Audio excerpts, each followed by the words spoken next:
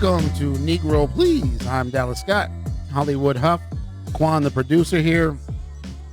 Did you guys know that the deadliest mammal in the world is the hippo? Apparently the hippo kills. Is that me again? I'm always the guy that forgets to turn down my volume. Like, yeah. All right. You think I've been doing this for 27 years? I figure out how to do this. Yeah. Follow the rules. I was watching a documentary this weekend called The Hippo Killer. And if you guys haven't heard of it, you're not on my level. That's all I gotta say. Hippos kill 500 people a year in Africa, and that's pretty impressive. Oh, my God. Anyway, how you guys doing? You guys have a good weekekend? Doing great, man. A few things to talk about this week. Yes. We're going to talk about Danny Masterson and these rape charges, because last week I was asking if it was cancel culture, and this week he's facing 45 years in prison, so maybe life. That's and if he did it, he should go to prison. But there's a whole lot of complicated to this story. Let's start with the cops in New York. This is crazy. So last week, I'm actually mad because I was on social media condemning this so much. Last week, there was a story that came out that 3 New York police officers were poisoned at Shake Shack. They ordered their shakes and drinks, and that there was poison in it. Well, now we find out that this is a lot of BS. First of all, the 3 officers who had the drinks never claimed that they were poisoned. Their sergeant decided to go on this wild off, let's go, these guys got poisoned, blah, blah, blah. So apparently they ordered these drinks. It was either by an app or through the phone. Yeah. So the people who made the drinks had no idea that police officers were coming to pick them up. Right. It wasn't like they were sitting in a restaurant. Yeah. And ordered the drinks. Right. No, that didn't happen.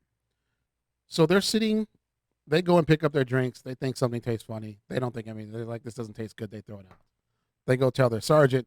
The sergeant decides to go start an all-out investigation because he believes they were poisoned. Right. I don't even know what to say with this. This is just like so over-the-top ridiculous, right? Because here's why it's not over-the-top ridiculous to me. Because police do this all the time. They just usually do it to other people.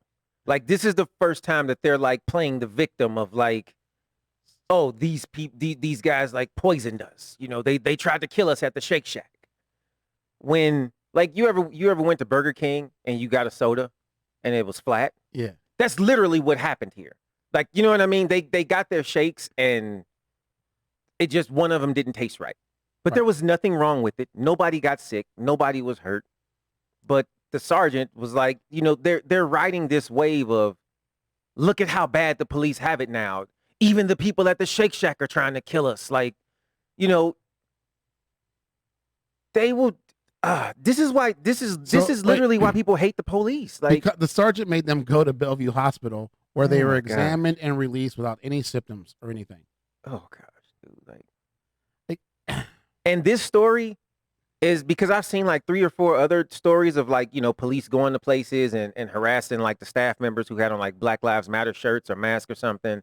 And there's, you know, all these police are like, oh, I don't feel safe eating here. The one lady the Karen or whatever, who went to McDonald's and was crying about waiting in line and her food was taking too long and she didn't feel comfortable eating it. You see how this like one story that's supposed to be legit spawns all these other stories? Right. So the lieutenant even sent out an email to the unions that 6 cops started throwing up and got sick after drinking shakes at this Shake Shack. And like none of this happened. Yeah. The police lying. Oh my gosh. # boycott Shake Shack. Why? For making shakes? Yeah. Oh my gosh. How about boycott the police for lying and all the other stuff they do? Gosh, dude. Like this is the thing, like, and I say like things like, you know, this is why people hate cops. And the funny thing is like nobody really hates cops. Like, no, right? Most people I know are just so indifferent. It's just like, as long as they're not bothering me, I don't commit crimes, whatever. Just don't harass me, whatever. And we're all fine. But then police come out and do stuff like this. It's like, wait a minute, bro. Like the criminals are supposed to be the petty lying ones who are doing stuff like this, not you. Like the police take an oath literally to be better than that, to be bigger than that. Like in my opinion, this lie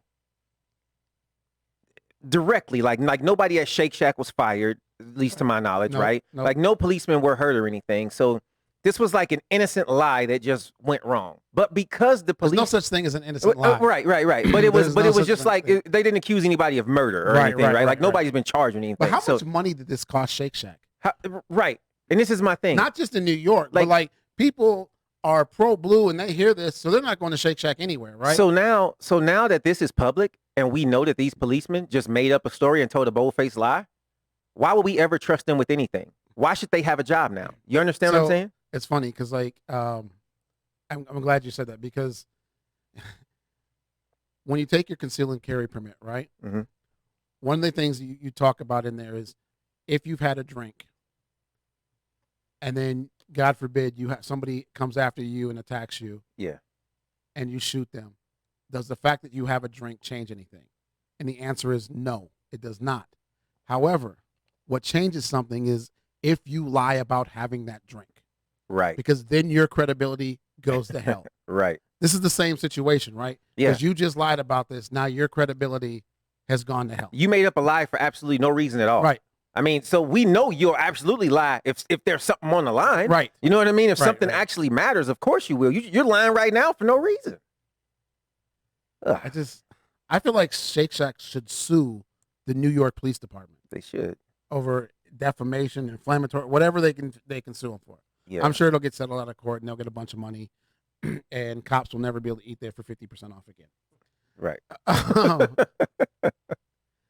Why do people assume that all conservatives are racist? Why do they assume that all liberals are against guns? Why do they assume that liberals aren't racist? Why do they assume that just because you're conservative, you support Donald Trump? Why do we put all of these people? So people listen to this show and they think that you and I are very liberal. Mm-hmm. We're both gun owners. Mm-hmm. Which would shock people, right? Because you guys are liberal guys. You guys shouldn't be. And right. I don't think people should own AR-15s, including myself. You do, and I have one, but like I don't think I should. I don't. I feel like there should be a different restriction on how you get those, right? Mm-hmm. So why do people assume just because you have an affiliation with something that everybody in that affiliation is the same? People love putting people in boxes, man. This is why when people come at me and say, "Oh, people aren't racist," like maybe racist is the wrong word. Racist may be the wrong word, but they are definitely prejudiced. And people love to put people in boxes where they don't have to do the work of listening to you and learning what you're actually talking about. Right. You know what I mean? Like, you know, it's funny because you know those tests you can take like online and say like, are you liberal or are you conservative? And then they ask you like 20 questions, right? And I remember taking one of these tests, I don't know, 5-7 years ago. It was a while ago. And literally I was like right down the middle. You know what I mean? But see, the thing with those tests is it depends on what questions they ask. Right, exactly. Yeah. If they ask questions you can be down the middle on, then you're going to be down the middle. Right. But if they ask questions that are so far right or so far left, exactly, and you say no to all the right questions or no to all the left questions, then you're automatically on the other side completely. And see, and that's the thing. Like, there are certain things I'm liberal about. There are certain things I'm conservative about. I don't understand how anybody can look at any, let's just say like politician on either side of the fence. Like no Republican, no Democrat, no independent, no Bob from Kansas. Like there's nobody. Oh, we're going to get the Bob from Kansas. We'll get the Bob from Kansas, right? There's nobody who I've ever looked at as a politician and I agreed 100% with every single thing that they said. Oh. Or I agreed 100% with every single thing that they wanted to do, right? Never. And so you have, like, there are some Republicans who the bills and the laws and the things they want to pass, I 100% agree with. But looking at that human being and then his history being in the KKK and his history of when he raped that one girl in college, like this is one person who legally I love the guy.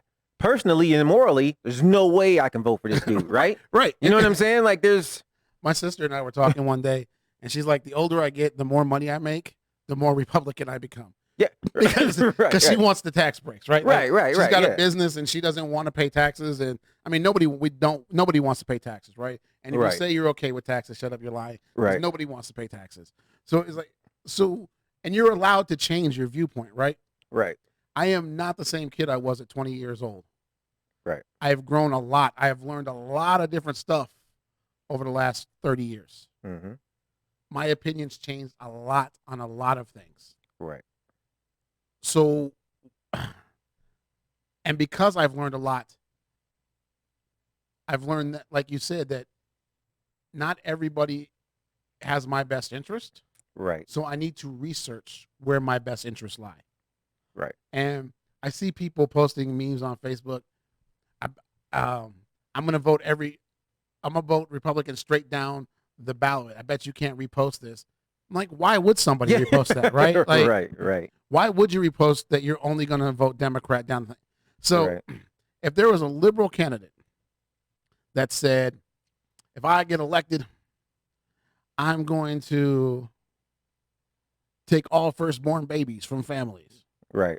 Would you vote for him just because he's a Democrat? Because you feel like you're Democratic? You know what I mean? Like, yeah. But on the same side, his opponent says, if the Republican opponent says, if I get elected, I'm gonna give every family $500,000. Right. Are you still gonna vote because you consider yourself liberal? Right. And vice versa. If it was, like, I don't understand this. This is the group I'm in, and I can't think any differently than the group that I'm in. I feel like a lot of this goes into just people's childhood of just not being accepted and just wanting to be accepted into a group or wanting to be a part of something. I think that's a lot. I think that's a lot. Like, I find that people. I have a friend that has some mental health issues, and she lives up in Oregon, and she makes a point to tell, like, she wants to fit into that group of people with mental health issues. You know what I mean? Yeah. Like, she makes it a point to tell every single person she knows because it justifies her behavior no matter what her behavior is. Right. And it's the same thing, right? Like, if I say that I'm liberal, and it's weird because, like I said, most people think that I'm liberal, and I'm probably lean a little more liberal than I do conservative. Right. But that doesn't mean I'm 100% on that one side. Right. And the other day I was taking a picture of something that was on my coffee table. And I was sending it to a friend. I was like, oh, I got your thing, whatever, right? Mm-hmm. And in the corner of the picture, she could see that there was a box of bullets on my table because I just came back from the gun store. Mm-hmm. And she freaked out. Oh, my God, you have a gun? Yeah. Aren't you liberal? You're like, I'll probably lean a little more liberal, but I wouldn't consider myself liberal. Like, I don't consider myself conservative, like, so because she thought I was liberal, there was no way I could have a gun. Yeah. You know what I mean? Like, and because we think that people are this, we think that there's no way they can. There's bad people that are liberals. There are bad people that are conservatives, right? Yeah. There are, and this is, people are going to get mad at me for this, and the email is thenegroPlease@gmail.com, or feel free to call in. Quan wants a number 702-608-3259 and cuss me out. There are bad veterans, right? Mm-hmm. Just because you're a veteran doesn't mean that you're a good person. Mm-hmm. Thank you for your service, but we've seen a lot of people who were veterans do a lot of crazy stuff after they've gotten out. And they're very good veterans, right? Like, so, but to say this because somebody's a veteran makes them a good person because they're in that group, that's not true. Yeah, just because you serve doesn't make you great. Some people had terrible service. Right. Like while they were in the military, they were still a horrible person. Right. Right? So, but just because you signed up, like people act like the military is volunteer. Like while you're there, you don't get paid. Right. Like you're just doing it because you love your country and hoorah. And it's like, no, they get compensated for their time, right? There are people who volunteer who go there and that's the reason they go, and good for them. Right. And that's what I'm saying. Like, not everybody there is bad, but this is the thing with lumping people into a whole group. not everybody in our military is a stand-up person. Right. You know what I mean? There's a lot of people who get kicked out of the military, but don't tell you they got kicked out of the military. Right, yeah. They just tell you, oh yeah, I served. Right. I'm a veteran. You know, military has a prison, right? Yeah. Where they lock up criminals who are in the military, right. And that prison ain't empty. It's criminals in there. And right? And the majority of veterans are good, upstanding people. Of course, right? Very protective members of society. But there's always a percentage. Like there's always a percentage of conservatives who aren't racist and this and that and bad. And there's always a group of liberals that aren't anti-gun and anti-this and right. And not all liberals believe that we should have illegal immigrants. They might be liberal on every other point, right, except for that one. And there might be conservatives who are conservative on every point except for that one, right, because they feel some kind of way morally about things, right. So stop putting people in these boxes. That just because. We can't play the videos, but they are the most hilarious thing I've ever seen. I can't even.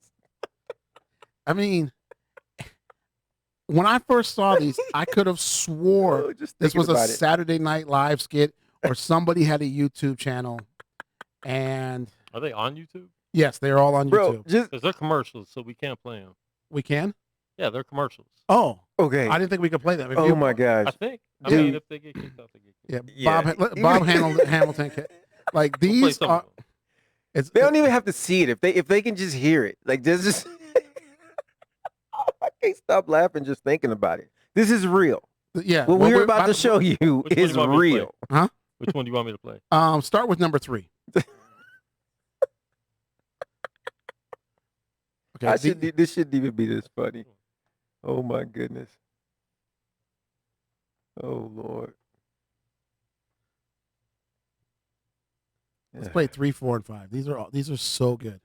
These are these are not skits. These are real commercials for a guy running for U.S. Senate in Kansas. Oh, I really feel like he's going to win because these are so awesomely bad. Oh my gosh. You get it? We're working on it, guys. Second Amendment is not an option. It's a right. And if the liberal gun grabbers want to take away my semi-automatic, I have one message for them.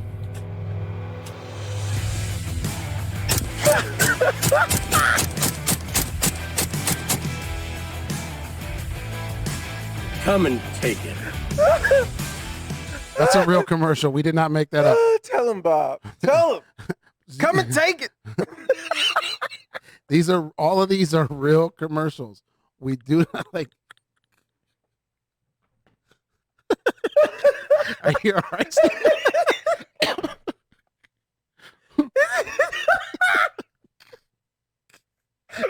Man, I'm sorry, man. I can't. This guy, he's gonna win. Like I can't contain he's myself. Like the new Tiger King, though, right? Like he's like Tiger King running for governor in was it Oklahoma? Is where he's from? Yeah, dude. Like at least if you're here illegally and commit a crime, you're gone. We'll cover the bus ticket. Businessman Bob Hamilton. No taxpayer money for sanctuary cities. Let California figure it out. Bob Hamilton, not a career politician. Crazy idea. Stop borrowing money from China to pay for illegals from Mexico. Bob Hamilton tells it like it is. I'm Bob Hamilton. I approve this message because that's reality, whether liberals like it or not. So just California gets this bad rap, but they're the only state in the country that pays more money to the federal government than they get back. Wow. Do we have another one of those, or is that you done with them? Wow. I mean, dude, we'll need no more, bro. I can't take it. I can't take it. These are real commercials. Oh my God. What happens when the stop borrowing money from China to pay for illegals from Mexico? Can we borrow money from China to pay for the wall? Politics. Only career politicians could make up a tax that lame. I'm the father of 12. That's as pro-life as you can get. I can't stand Hillary. I'm a plumber. Public bathrooms stay separate. And I'm a lifetime NRA member. I own a lot of guns. I'm Bob Hamilton. I approve this message because, as usual, career politicians are full of it. That part is correct. Career politicians are full of it. You know, this dude is a 100% product. Like, if Donald Trump and Fox News had a baby, it's him. Like, this dude just, you can tell just everything he says, he only watches Fox News. Right. He has not seen any other news source other than a clip somebody showed him, and he went, oh, that's fake, that's CNN, and they bringing up that. Like, oh my gosh, dude. Like, he said all these things from the bottom of his heart. And I know because he put money behind it and actually made commercials to say it. Oh, yeah, yeah. Like, the thing is, there's no other organization backing him. Like, none of the other Republican PACs are giving him money. He spent all of his own money to do this. A lot of plumbing. These are so amazing. Oh, goodness. We found these on YouTube, Julia. Like, and it's like, I had to go and research and make sure that it was true. But this guy, like, I ain't laughed this hard in a good 3 weeks. Boy. How did, like...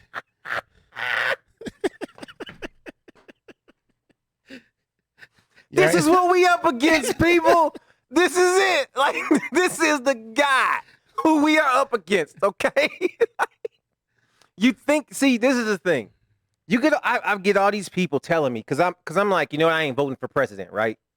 And everybody's like, oh, you got to pick one. We got to get Trump out of office and this and this and that. And then the other side's like, oh, no, you can't vote for, you know, the baby killing Joe Biden. And right. So those ain't the people we up against. We're up against Bob from Kansas. Okay. Bob from Kansas is the worst spokesperson for gun ownership in the world. Because his only argument is these liberals ain't taking my guns, and if they do, like that, like that's literally his argument for gun ownership. I own a lot of guns. I own a lot of guns and I got a lot of kids, so I'm pro-life. like this is who we're up against. Hillbilly Bob from Kansas. It's crazy too, right? Like, because all the money he has, right? Like, I was expecting when you look it up, and it's his stores in the videos. You'd expect this big, lavish, like, I don't know, plumbing store with all the He's got the hole in the wall. He ain't put no money in that. He making money. He probably do half the plumbing in the little town he live in. Or probably whatever, got some type of government contract, and yeah. I mean, but see, these are the people you're up against. Not like people want to be like, oh, you know, Bill Gates and his wife are funding like dehumanization of people and population control. Like, forget all that. You ain't up against them, okay? You're up against Bob from Kansas. All right. You're not up against billionaires and millionaires. What you're up against is a bunch of like $500,000 a year people, okay? And it ain't even really like a bunch of them. It's like maybe 100, okay? But those people put out videos and ads and they talk to people, and he's got 12 kids. So he's got 12 brainwashed people right there. Those 12 people, I'm curious just like the disciples, go spreading messages. Right? I wonder if his kids all agree with him. Probably, of course not, man. Like, I've never met, this is funny, and it might be a little prejudice, but I've never met a white person with a whole bunch of kids and all their kids like them. Like, usually, like, once you cross, like, kid number 6, like, the other kids start hating you. Like, you know what I'm saying? Like, you get kids who love their parents, and then you got those 3 in the corner who are just like, we're going to kill mom and dad. And like, we're going to poison them in their sleep. Like, you know what I mean? Just the stereotypical, like, Menendez brothers or something, you know? Black families traditionally are different. Like, the more kids we have, the more we love our parents. Like, because we start realizing, like, man, they sacrifice a whole lot to have 9 kids. Like, but this dude, man, he doesn't even seem real. No, like, you know what I mean? Like, it's like a caricature. Joke. Yeah, it's like a caricature of a person. A friend of mine who actually lives in Kansas City, Missouri. Oh my gosh. Posted this, and I really thought it was some type of skit that some YouTuber made, you know, just trying to be funny or something. Yeah. Like, I thought Bob was an actor, and they just went off the rails to be funny about the upcoming election. No, Bob Hamilton is a real person. Good luck, Kansas. Good luck, United States. Because if he wins the election, I'm glad he's fighting for our gun rights, though. At least, you know. Yes. Nobody's going to come and take my AR as long as Bob's around, so they'll storm his ranch first. Like, I want to know, like, I should know this because I spent all these years on the radio. like there comes a point where we're like, okay, yeah, we can't run this ad, right? Like, because this is just no, we can't do this. Nah. I want to know what TV stations in Kansas are running this ad, like, somebody for Bob shooting the liberals who are coming to take this guy. Trust me, there's a local TV station that's and taking the money. and they feel they probably are giving him a discount because they feel exactly the way he feels. The next thing I was going to say, like, there's some legalities to this. Like, legally, you can't charge one political candidate more than you charge another. Okay, yeah. So, and you have to give them equal availability. Right. So if I'm going to sell you 100 ads, I can't tell Quan he can only have 10. Right. Okay. Legally, it has to be the same, amount, and you have to charge them the same amount of money. All right. They don't have to be the same, but you have to give them the same option. Right. You got to give them the same opportunity or the if same he chooses the same to only price, take 25 ads, that's on him. Right. I give you the same deal. Right. You know what I mean? Right. I got you. That makes sense. Yeah. It's so both sides are equal, and there's got to be a point to where you can say you can have these, but you can't air that commercial. Yeah, you can have the space, but we can't play this footage. Yes, because that's irresponsible on our part. I wonder. I would imagine it's got to be the AR, the one where he's shooting the gun. Yeah, like is that? That's a direct threat. I mean, like, you know, why is the FBI not storming Bob's ranch right now? Right, like white privilege, man. Yeah. And Robert Sousa's in the chat, and he's probably right. His plumbing company probably spends a lot of money on local advertising too. Probably, which, makes a big difference. Mm-hmm. So last week, I was telling everybody that I watched The Ranch on Netflix, and I liked the show. But at some point, they wrote out Danny Masterson's character. Mm-hmm. The show's been out for years, and the last season was in December. So if you haven't watched it, spoiler, they kill him off in the show. He dies in a motorcycle accident, maybe. He might have been shot by his girlfriend's ex. Like, we don't know. Oh, okay. All right. So I was like, that's a weird way to kill off a main character in this show. Right. So I started searching. I Googled, why did Danny Masterson leave the ranch? Comes to find out 15 years ago, he had some allegations that he raped some women. Mm-hmm. The police investigated at the time, and there were no charges filed. Then we say that on Monday, and then Tuesday, a friend of mine sends me a link. Danny Masterson just got arrested and is facing 45 years to life in prison for rape. Man. They filed 3 charges of rape against him. There were 2 other pending accounts. One, they said they didn't have enough evidence, and one, the statute of limitations had ran out on. Okay. And you're like, wow, how does this come up? Literally. So he was written out of the show in 2017. So we're still 2.5 years after that. Yeah. So you're like, wow, how is this still coming up? And it's 19 years later. Yeah. Then you find out that Danny Masterson is a member of Scientology. Ooh. The Illuminati. If there is an Illuminati, it's Scientology. They definitely a branch of it. Then you find out. I want to get the direct quotes here. If I forget. Give me 1 second. That over the last 19 years, the Church of Scientology has been harassing and threatening these women about coming forward to testify. And I don't know if you guys know who Leah Remini is. She was on King of Queens, and then she went and did a whole series on. She was a Scientologist at one time. She is no longer, but she did a series of like mini documentaries and stories about what actually goes on in Scientology. Yeah. And in 2019, she had planned to do an episode called, her show was called Aftermath. She was going to focus on Masterson's rape allegations. And then it was delayed because of pressure from the Church of Scientology. The episode finally did air in August 27th of 2019. There is so much wrong with this right now, right? Yeah. And we can only go by what we know. But like, I don't, if you don't know about the Church of Scientology, it's really too much for me to explain right here and right now. Yeah. But essentially, you join the church and Tom Cruise is probably the biggest celebrity in Scientology. Yeah. Him and John Travolta. For sure. There are rumors that Will Smith is, but it's never been confirmed or denied. These guys have a lot of money, and you pay in money, and the more you pay, essentially you get these levels within the church. You level up like it's a video game. And essentially, when you get to the top, you become a Super Saiyan. I mean, like, alien. Yeah. Like, the belief is that, like, we are implants from an alien culture, and they're going to come back and get us one day.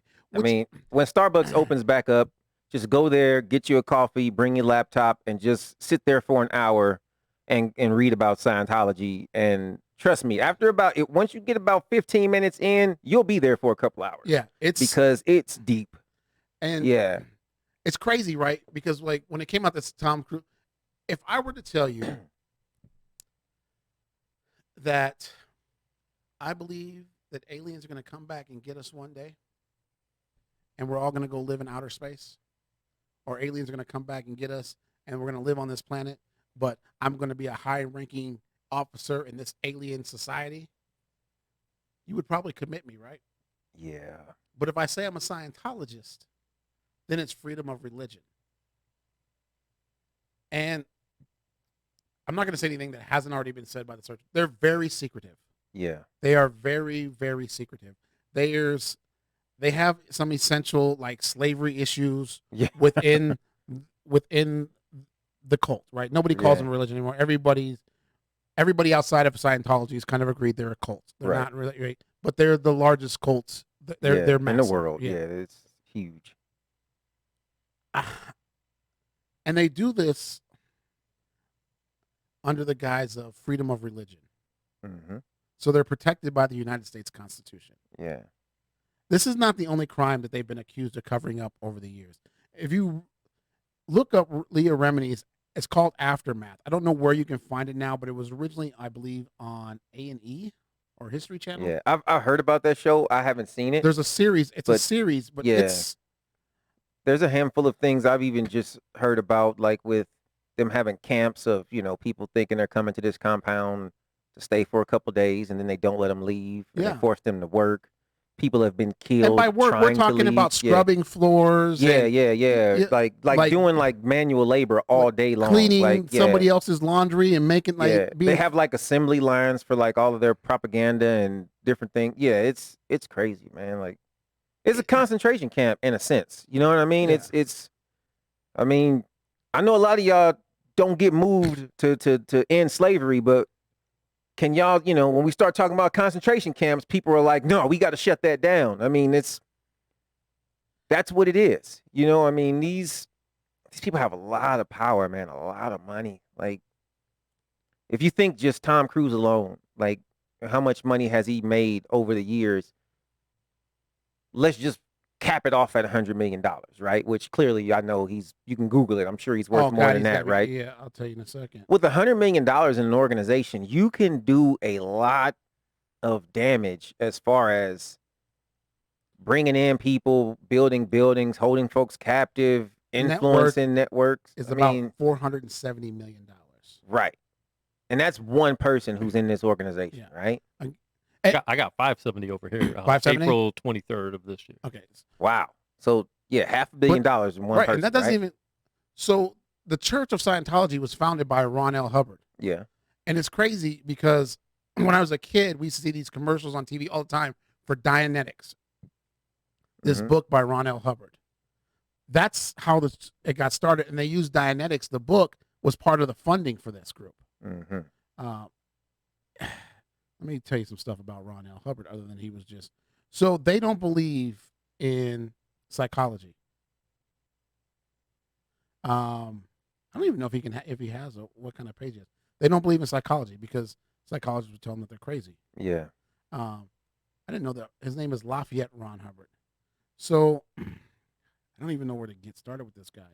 So his books, as they call them, are science fiction and fantasy. He also did that battle. What was the movie with John Travolta and Forrest Whitaker, Battlestars, Battles? Yeah, the one where they were in space or something. Yeah. Like, yeah. So like all of these money things, have gone to support this Church of Scientology. And again, you can't be a member of the church.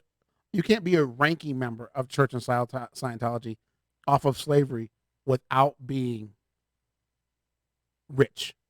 You have to have money. Like you and I can't just go and join Scientology and be somebody in Scientology. And again, they have a long history. There are a lot of actors and actresses in Hollywood that are part of this cult. And they're all very, very successful. They have a huge amount of power in Hollywood. Yeah. I don't even know, like there's so much to this story. I don't even know how to talk about it. Man. These people crazy, man. Like when you always hear people talk about the Illuminati, like, right? This big secret society that nobody knows about, but everybody knows about it, right? But you rarely hear people go, "Oh yeah, that's Scientology." You know what I mean? Right. And like here we are. Like if you just start at Scientology and then you start to look at all the people who are like without a doubt connected to Scientology, like they've publicly admitted, yeah, I'm in Scientology, I'm a Scientologist or whatever, right? And you start following their paper trail of all the things that they've done or said publicly and done, you can find a huge secret society right here in your face. This is the true Illuminati, right? Yeah. And so like Ron L. Hubbard, this guy that they all follow his teachings and readings, like he failed out of school, but he claimed to be a nuclear physicist. Are you okay? That was, man.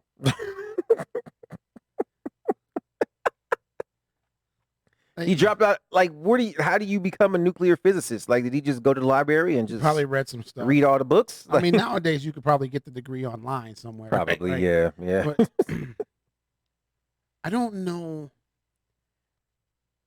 I guess I do know, right? Like, I don't even want to say that. I was going to say, you're just mentally not there. Like, how do you fall into this cult? Like, right? Like, everybody wants to be a part of something, man. You know what I'm saying? Like that's the thing is everybody wants to be a part of something. Like they have to be a part of the group. They have to be around other people who support them and believe in them and they share beliefs with. Like this is a huge like I don't know if it's a human flaw or if it's a human like blessing to have that or to have that need and want to be so like involved. Like I don't really think I have it because I like to sit at home and just have a couple people who I love to be around. You know what I mean? Like I don't want to be a part of a huge thing. You know what I'm saying? Like I don't want to go to the club because everybody's at the club. Like that's when I don't want to be where everybody's at. You know what I mean? So I don't always understand like how people fall into these traps, but at the same time, I get that it's a part of human nature to want to be accepted. Right. You know what I mean? So if you don't have a group or you're not a part of something and Tom Cruise or somebody you might look up to comes to you and is like, hey, bro, come to church with me on Sunday or come to this meeting with me or let me tell you about this thing that I'm in. You know what I'm saying? And you start to find it's pros and cons, but the pros outweigh it. And it's, this church is like the ultimate multi-level marketing scheme. Yeah. Right? It's the ultimate Ponzi scheme, pyramid scheme. Like the more like I'm gonna bring you in, but if you got some money, you give me some money, we'll keep moving up this thing. So right. We talk about when Derek Chauvin and them first committed the murder of George Floyd, people were upset that it was taking too long to arrest them, right? Right. And the district attorney and the state's attorney are like, we just have to build this case. We don't want any mistakes. Right. It took the current DA 3 years to build this case against Danny Masterson. You have to believe if you spend 3 years building a case, you got a case. Right. Right. Like, she's got like, they've come to the point where like, no, we've been working like, we have everything we need to know. Yeah. And there was, like, they don't release the victims' names, but there was something saying where the DA was quoted in saying that this the main young lady in this case that started this, she had to go to therapy. Yeah. You know, because she blamed herself for being raped, which is something that happens a lot with women. Like, you know, like they think they did something wrong, and they didn't do anything wrong. You just have some guy that wants power and control, right, and thinks he can take that from a woman. Yeah. Because she thought it was her fault. She spent years and years in therapy for her to realize, wait a minute. Yeah. He did this to me. I didn't ask for this. I didn't deserve this. Right. Now she comes forward and is like, wait a minute. This is what happened. Here's like, and here's my proof. And what do I do from here? Well, and you also have to look at when they're sure they have a case, they don't mind taking time to build that case, especially when they're going up against somebody who has either a lot of power or a lot of money, right? And he has both, right? Because he has the power of Scientology behind him. When you look at even like Jeffrey Epstein, right?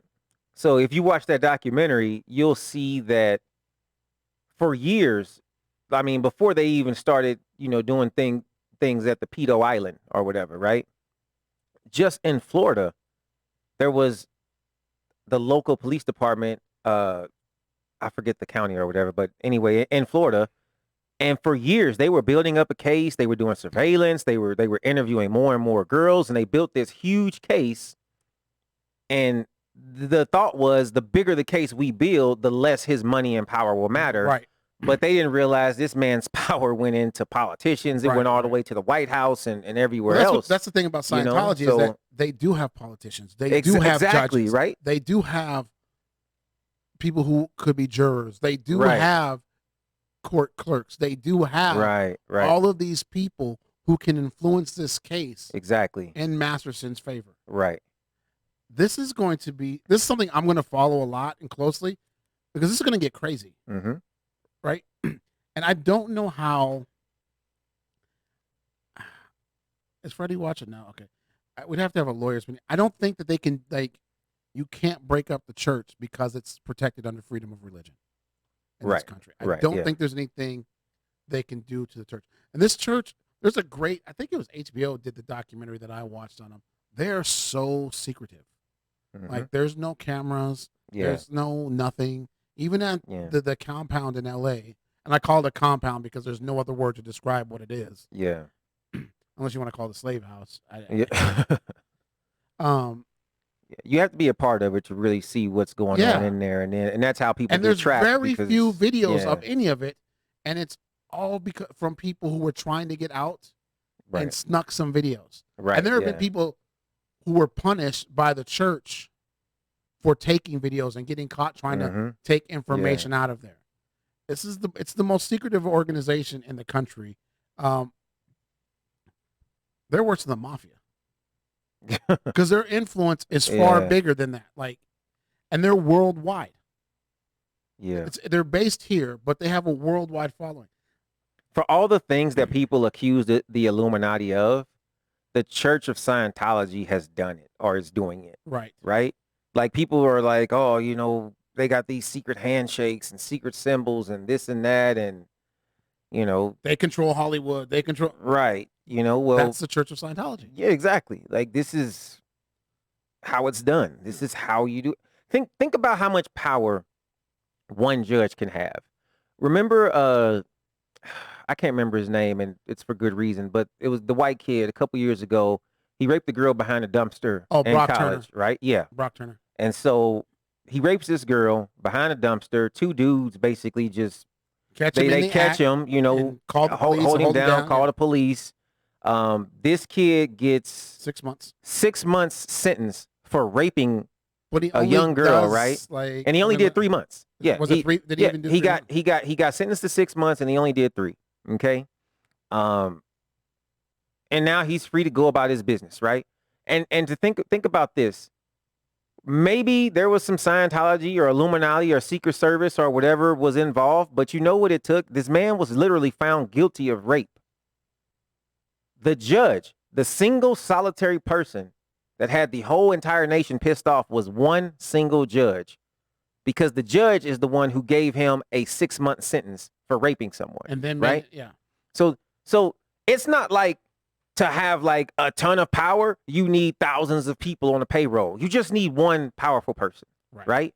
But Scientology doesn't have one powerful person. They have an unknown number of powerful people. Yeah. You know, if you like, I was watching the movie The Invisible Man. Have you seen that one yet? It's a great the new movie. one. Yeah. Nah, I heard it was good. I haven't. It's seen a really it yet, good though. movie. Okay. And I wasn't familiar with the actress on there, right? Mm-hmm. And then so I looked her up. She's part of the Church of Scientology. If you go through and look at like celebrity profiles, Yeah. and see how many of them are members of the Church of Scientology, Right. they have directors that are members of the Church of Scientology. They only hire the actors who are members of the Church of Scientology. Right. Right. You know, like they keep it in the group. Right. Right. Yeah. You know what I mean? Like, and there have been people like Nicole Kidman, Mm-hmm. Fred Armstead, who was on used to be on Saturday Night Live, now is on as a bunch of TV shows. Funny guy. What's the Katie Holmes? Katie Holmes. Who have been married into Scientology, Mm-hmm. and they're like, "Fuck this, we got to get out of here." Yeah. Like, yeah. Like, how can you be so stupid to believe this bullshit? I'm not giving these people my money. Like, no. Mhm. Like Nicole Kidman ran. Katie Holmes took the baby and ran. Yeah. Straight to Jamie Foxx. Right. But I was just gonna say she ran straight to Jamie Foxx. Right. Hey, black man, keep you safe. Man. D.L. Hughley, man. Did you see what happened to him? Yeah, he collapsed on stage. First of all, I didn't even know they were doing comedy things right now, like where you could actually go into a theater and watch, or watch a comedy show. Yeah, I didn't know that was still a thing yet. I think with some of the places opening, which I found even here in town, is they have a set of rules on which they're allowed to open. But obviously, the people enforcing the rules ain't there all the time, so they kind of bend those rules a little bit to accommodate whatever they need to happen. Right. So, I mean, I saw like a little video clip or whatever and showed him like collapse or something, but I couldn't see the crowd to see if there was 10 people in there. Or 100 and he was people, asymptomatic. You know? Like he had no symptoms. No symptoms. Even when he got to the hospital, he doesn't have a fever now, didn't have a fever then. Right. None of the things that you're supposed to have did he have. Right. Yeah. And then he collapsed. And obviously with what's going on today, the first thing they do is they test him for COVID. Mm-hmm. He has COVID. Yeah. I have a bet that we're going to close the country down. Well, I have a bet we're going to close Las Vegas down in the next 2 weeks.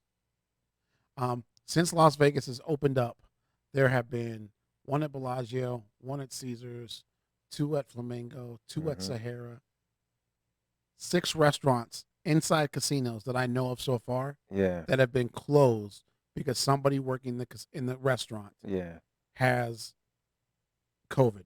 Now, for those of you who don't know, never been to a casino or worked in a casino. And most of them aren't even sick, by the way. Right. They're all asymptomatic. Right. Yeah. Right. So that might tell you a lot about how deadly this is. Right. Yeah. But in Florida, apparently the hospitals are overrun right now. I mean, but they never closed down. They never closed down to begin with. When the governor of Nevada opened up, we had to be under 11% or right at like 11.2% or something like that. We went from 4% back up to 9%. Positive COVID testing. I forgot where I was going with this. Oh, if you've never been to a casino, right? Mm-hmm. There are probably at any given time in a casino 1,000 employees. Yeah. 1,000 employees. Minimum, even a small, minimum a day. I mean, at any given time. Yeah. So the employee from that restaurant has to go on break. They go downstairs to the break room that the other 900 people or 999 people that are working on that shift go to. So they're in the same employee break room. Right. How many people do they come in contact with while they're on break?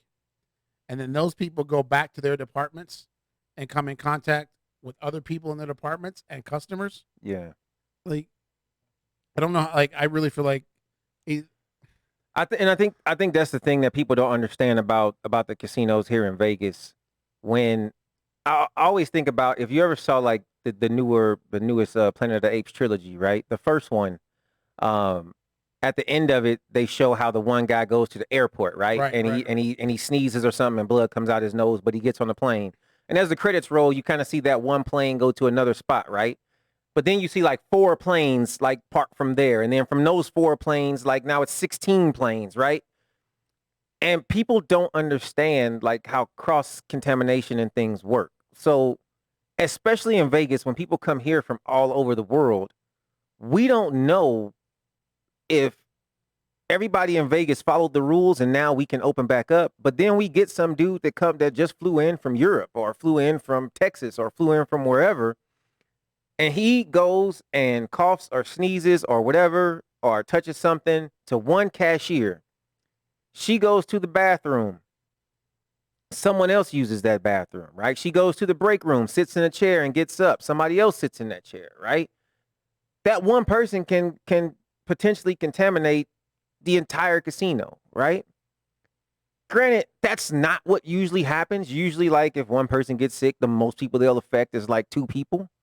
But even if you're going, this isn't that virus, though. Right. This you know is what I mean? the virus that spreads much faster than that. Right. So what we're looking at this point is like, yeah, everything was closed down. We flattened the curve. We did everything we're supposed to do.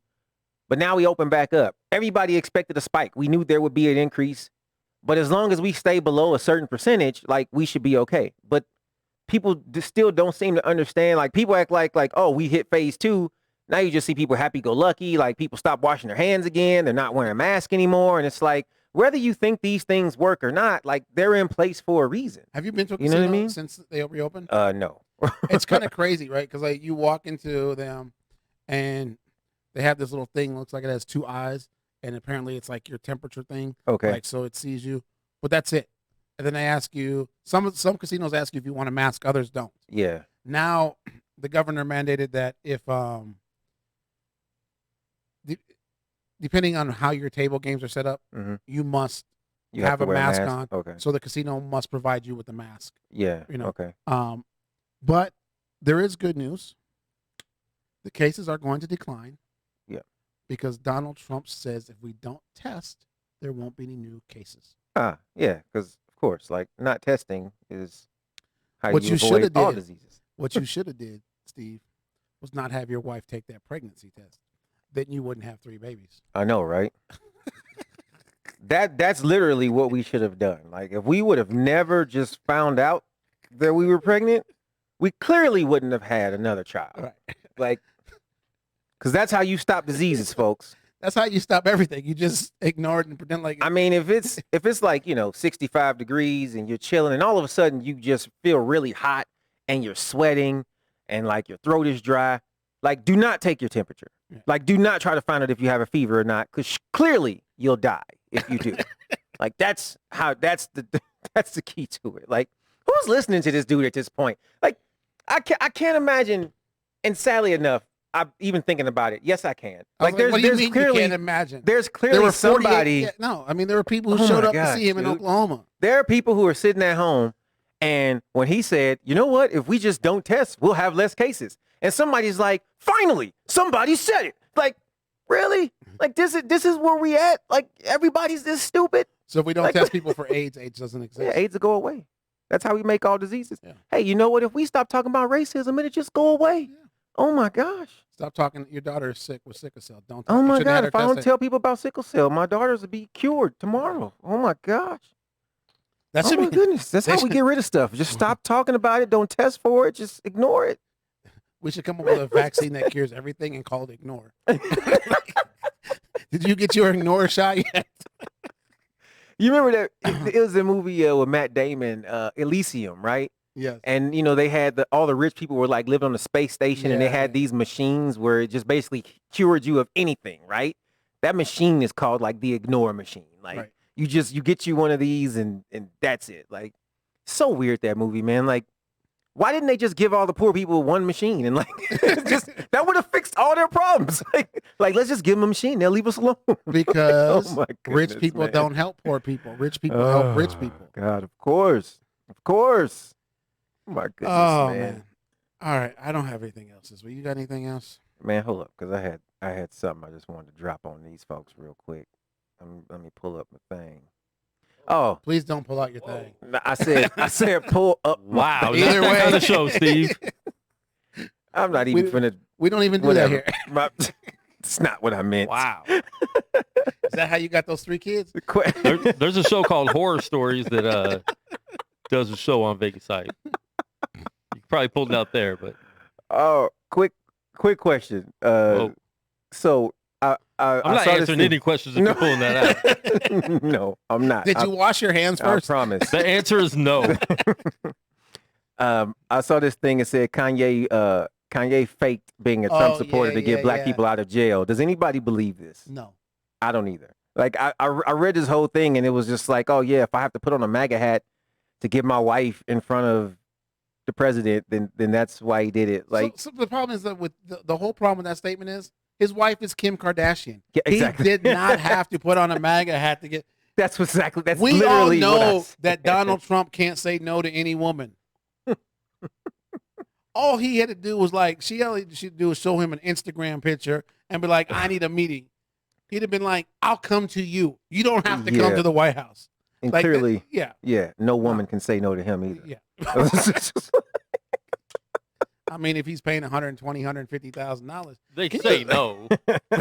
right? It And then just the check, won't matter. right. Can you I can't even imagine having the type of money that I could pay a hooker or a porn star $120,000 for sex. Yeah. Like think about that. That's how much money that our president has. Now, was there a difference between like $100,000 hooker and a $500? I can't imagine that there's much, right? Like, I mean, Not that much. not I think it's $125,000 difference. I mean, no, I mean for real, you're right. Like, What kind of? I mean, not. Is it magical? Like I mean, besides this, is it Lucky Charms? like Lucky Charms, Rainbow Star. Well, apparently it worked because it made him president. Yeah. I mean, for real though, like I can't even I'm like, and maybe it's because I live in Vegas, so I'm jaded because I see what happens in this city. yeah. I mean, like when I hear about Well, these you guys, see them all the time, and you know that yeah, you can get them for them a lot cheaper. right. Yeah. And when I do hear about these guys, like when I'm driving Uber and Lyft, and I hear about these guys spending even $2,000, I'm like, bro, I know some girls, bro. Like I got a whole list of girls that I give rides to in Uber and Lyft that I can give you their number, and it won't cost you $2,000. I mean, Yeah, I'm not pimping any of my. The funny thing, I hear all the stories about these guys where it's like it always costs more than $2,000 because this one guy, he's got, a girl comes over, they do whatever, and she goes in the bathroom. He falls asleep while she's in the bathroom. He wakes up, his $12,000 watch is missing. Now take notes on this, fellas, before you come to Vegas, right? He can't make a police report because it's his wife illegal in Clark County. Too. Right. And then his wife will find out. But he's in a catch-22 because now his wife's going to have to find out why is his $12,000 watch missing. Right? So He lost the gambling. yeah, he can make a story if he doesn't file a watch. Right. He can make up a story if he doesn't file a police report. Yeah. 3 black guys jumped me. Yeah. That's probably going to be the story. Right. They took my watch. This is where we're at, people. Like, you got to make wise decisions, all right? So, I mean, even our president, who paid $130 or $120, whatever $1,000 was for this non-disclosure agreement, now the entire world knows about it, even with that agreement and paying that amount of money, which still means nothing to him. So, I don't know how many people you know that can pay that kind of money just for one night or 2 nights or a weekend or whatever it was with a porn star. But do you think that person can be elected into office and actually care about you? And I don't care what race you are. Who has that kind of money, hangs out with those kind of people, and cares about you? Oh, I'm glad you said those kind of people because that reminded me of something. There's something I want to say. Stay the fuck off of Robert Downey Jr. Yeah. Oh, yeah. People trying to cancel Robert Downey Jr. for what's it, Tropic Thunder. Tropic Thunder. I've obviously never seen the movie. I've seen it. He is great movie. It's a great movie. It's a satire character about how absurd it is to be in blackface. Right. He is like everything that you're trying to tell people they shouldn't do and be in blackface is exactly what he does in this movie. Right. What about Jimmy Kimmel? I haven't seen the Jimmy Kimmel thing, and I don't. I read the he's taking like the summer off, right? And then I didn't. Somebody said it was because of that. What I guess he did a character in the Man Show, right? When he was like one of the co-hosts or whatever. Right. I never really watched the Man Show. I saw a couple episodes. I wasn't like into it, so I didn't. Yeah. And I actually Googled it and I couldn't find it. And there's some pictures and stuff. I didn't see any of the videos, so I can't really speak on it because I don't know the context. It could have been the same context as what was going on with Robert Downey Jr. Yeah. And then Howard Stern's catching some blowback, and but which he doesn't care. Some blowback. No, he doesn't care. But it's coming from Donald Trump Jr. The Howard Stern did the same thing. He was making fun of Bill and Hillary Clinton, showing how absurd they were being in blackface by being in blackface. Right. Yeah. So like, you have to take everything in context, right? Right. Like that was the whole thing about Robert Downey Jr. Like his character was pointing out why blackface is so ridiculous. Yeah. And in the movie, the black character was constantly getting on him about being in blackface. Like when you said those people, that's what reminded me. What do you mean those people? What do you mean us? Right. Yeah. So it's when you look at it in context, like that was a lesson that they were teaching us in that movie. Right. So I'm not going to cancel Robert Downey Jr. And guess what? The more you get mad, the more you're going to watch the movie. The more you push play, the more they make money off. Right. And here's the beautiful thing about it is like that character was hilarious. He was amazing. And it was so... when people talk about like racist jokes or jokes about race, like that's the line right there. Was it really funny? Like that character was so funny it made me laugh about blackface. Right. I didn't feel insulted about blackface like I do 99% of the time. So that kind of changes it when it's a comedian whose job is to make you laugh and talk about current events and issues that are going on. You have to stop and think like, well, he was making a joke and it was funny and also learn something.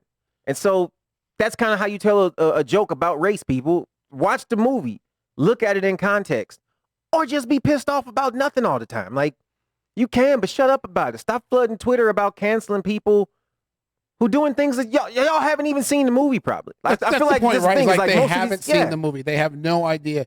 I want to look this up because now that we're on this subject. Because I'm a nerd and I watch the Flash TV series and Arrowverse and all that stuff. Yeah. There is, I got to look him up real quick. God, I got to find his name. So the character that plays Elastic Man, Ralph Dibny in the show, I can't think of his real name. I'm looking at. He got in trouble for some comments he made back in like 2011. And when I read the comments, there was one that was kind of sexist, and I was like, yeah, I get that. But there was the one that's supposed to be racist, I actually laughed out loud when I read it. And I don't know the whole context of this thing because of course they only show the quote, right? Right. But it was something to the extent that I would do this, but I don't want Reverend Al Sharpton haunting me or something like that. Right? Yeah. Whatever it was funny, and I was like, is that really that bad? Yeah. And I get the female one was kind of sexist.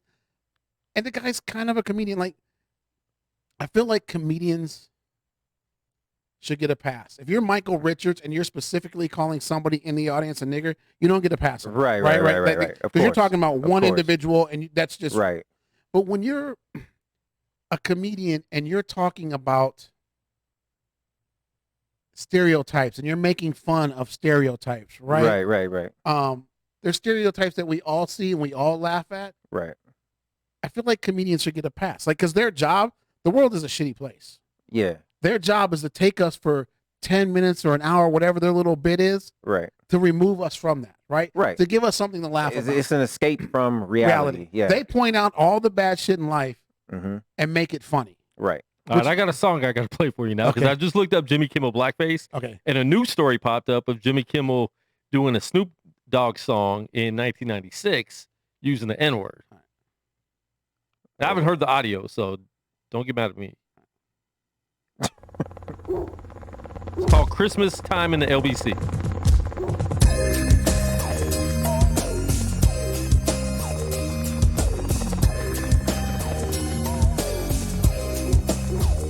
Yeah, it's me, the D.O.G. When about the baby double G.O.D. Yeah. Back in the day in the Bethlehem hood. That was all good. You know this family was holy moly. The Virgin Mary was roly-poly. Was on their way. Bringing gifts for baby boo in the hay. Well, there was danger in the manger. Word, the evil king was on the They packed and got out fast. Yeah. Little J was okay. So now my homie Dr. Dre and me, we celebrate that day. Christmas time in the LBC. Well, they bleeped it out every time, but Yeah. First of all, Jimmy Kimmel sounds like Snoop Dogg. I was thinking the same thing. I'm impressed how much he sounds like Snoop. That's crazy. All right, so I think I found. Oh God, I hate these. And that's a remake to "Summertime in the LBC" by Dove Shack. Right. Shout out C Night. I found the thing, but they beeped it all out, so you can't even tell. Yeah. What he's saying, but this just came out like 20 minutes ago on. But this, and see, like this is the thing, right? This is from 1996. We talking about 24 years ago.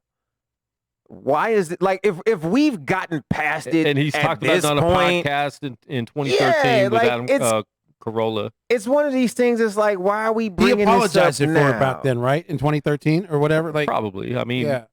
But you guys are right. I mean, I think you're killing comedy if you start taking everything away. I think if it's blatant racism, but. I mean, you couldn't watch BET late at night. What was it? Comedy? Not Def Comic View. Comic View. Yeah. They talked about white people the whole time. I mean, every comedian Def Comedy Jam. Same thing. Yeah. I mean, like, you're right. So I give comedians a pass on everything. Like Dave Chappelle making fun of everybody. I give him a pass. Yeah. Because it's stereotypical stuff that we all laugh at, that we all think that comedians are allowed to say that we laugh at. And a lot of times too, it's in context. Are you learning anything here? Like Dave, like this is the thing. Like he gets such like hate from like the gay community or whatever, and it's like a lot of his stuff. He's not even hating on them. Like they're kind of the butt of the joke, but he's talking about things that everybody talks about, and he's talking about it in a more objective way than anything else. So it's not like he's directing hate at them, and that's something that a lot of people have to understand. Like, granted, if Jimmy Kimmel was dropping the N-bomb back in 1996, of course, to me, that's unacceptable. But also, he thought he was being funny. It's not like he was going out and he got into it. It's not like this is a video of him arguing with somebody in a club and he was dropping an N-bomb on him. I think that's two different things that we need to talk about. You know what I'm saying? Like, one, he was doing as a comedian trying to be funny. The other one is you're doing something out of hate. Now, even a comedian, if you're a white person and you're dropping N-bombs, like that better be a really funny joke. Like that better, like I need to. It can't just be that was okay. Like it has to be funny enough that I forget you just said the N-word. You know what I'm saying? Like because that word is still like you can probably tell the same joke without using that word. You know what I mean? So. There's a lot of things we gotta pass up on about comedians. So the guy's name's Hartley Sawyer. His The only thing stopping me from doing mildly racist tweets is the knowledge that Al Sharpton would never stop complaining about me.